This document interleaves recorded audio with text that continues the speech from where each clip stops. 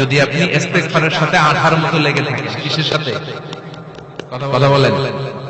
ইস্তেগফারের সাথে লেগে থাকতে পারলে এক নাম্বার হচ্ছে বিপদে পড়লে আপনারে মুক্ত করে দিবে কে? দুই নাম্বার ওমিন কুল্লি হাম্মিন ফারাজা, যে কোন ধরনের টেনশন, হাইপার টেনশন থেকে বাঁচায় দিবে কে? আমাদের তো টেনশন মেনশন নাই না? আছে? লাইফ নিয়ে টেনশন, বাচ্চার টেনশন, মরার টেনশন, ক্যারিয়ারের টেনশন, রাস্তাঘাটে যানজট এটার টেনশন, পুলিশের দৌড়ানি, র্যাবের দৌড়ানি, বাড়ির ভাড়া, গ্যাস বিল, বিদ্যুৎ বিল, ছেলে মেয়েদের লেখাপড়া, কত টেনশন। এই সব টেনশন থেকে আপনারা মুক্ত করে দিবে কে? তিন নম্বরে ওয়ারযুকহু মিন হাইসু লা ইয়াহতাসিব, এমন জায়গা থেকে আল্লাহ আপনার রিজিকের ব্যবস্থা করবে আপনি কল্পনাই করতে পারবেন না। সুবহানাল্লাহ পড়েন। চার নম্বরে সবসময় ইস্তেগফার যদি পড়া হয় আল্লাহর কোনো আযাব ওই বান্দার উপরে আসে না। ওমা কানা আল্লাহু মুআযযিবাহুম ওয়া হুম ইস্তাগফিরুন,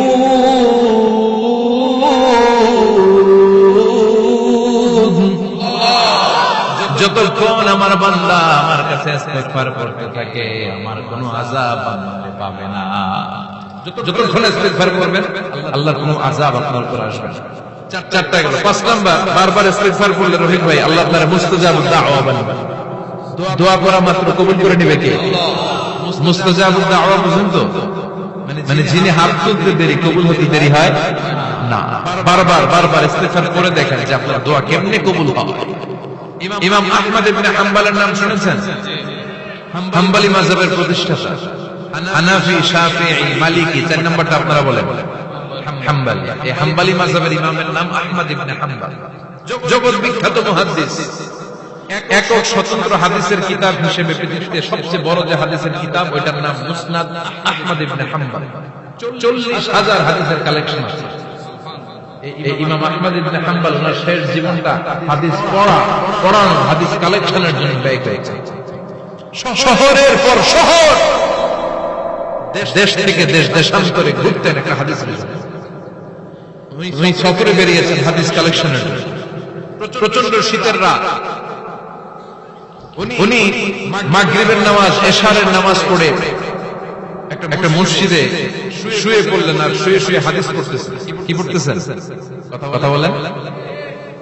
আর মনে মনে ভাবলেন রাতটা মসজিদে কাটায় দেয়, ফজরের নামাজ পড়ে আবার বেরো। কিন্তু দারোয়ান এসে বলে মসজিদে থাকতে পারবেন না, ওঠেন। দারোয়ান আছে না?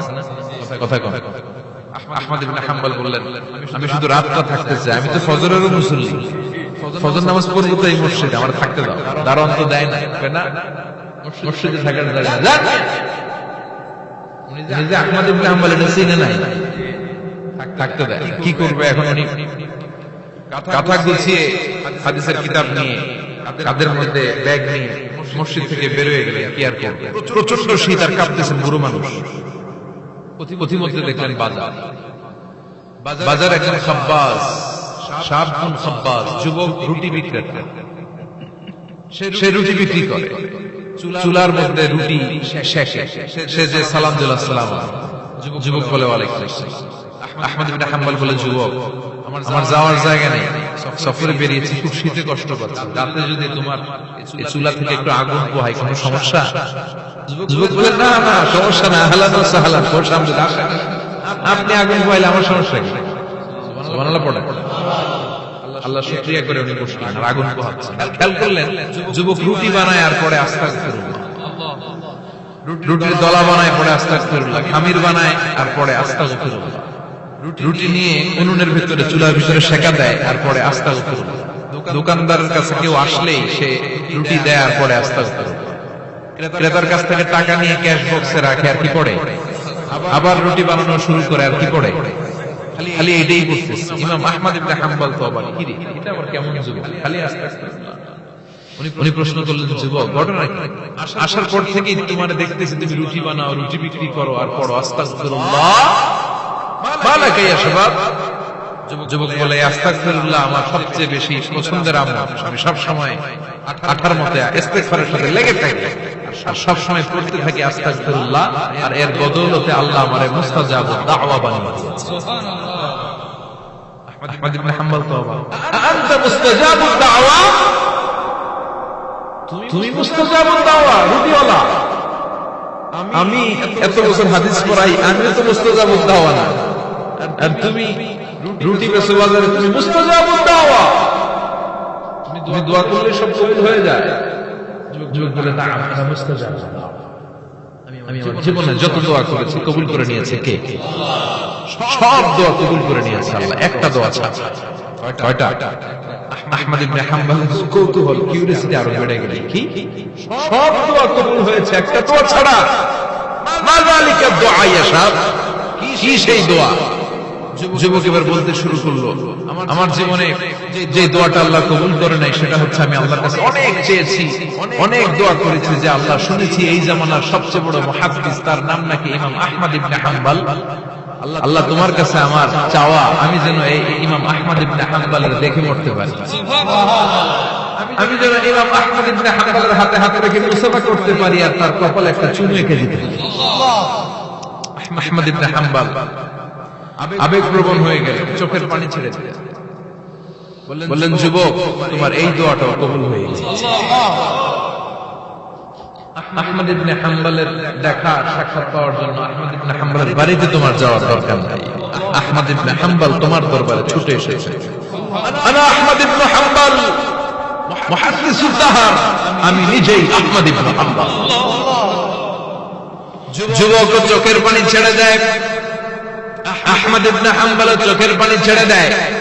যুবক চিৎকার মেরে ইমাম আহমদ ইবনে হাম্বলকে জড়িয়ে ধরে, হাতে হাত রেখে মুসাফা করে, কপালের মধ্যে চুমু খায়, আর আল্লাহর শুকরিয়া করে বলে, ও ইমাম, আসলে এই দোয়াটাও আল্লাহ আজকে কবুল করে নিল। বিশ্বাস হয়? সবসময় ইস্তিগফার করলে আপনার দোয়াগুলোর এইভাবে কবুল করে নিবে কে? এই পাঁচটা জিনিস পাবেন সবসময় যদি ইস্তিগফারের সাথে লেগে থাকেন। রাজি আছেন তো? এজন্য বিশ্বনবী সব সময় নামাজে সালাম ফিরানোর পরে পড়তেন আস্তাগফিরুল্লাহ। কি পড়তেন?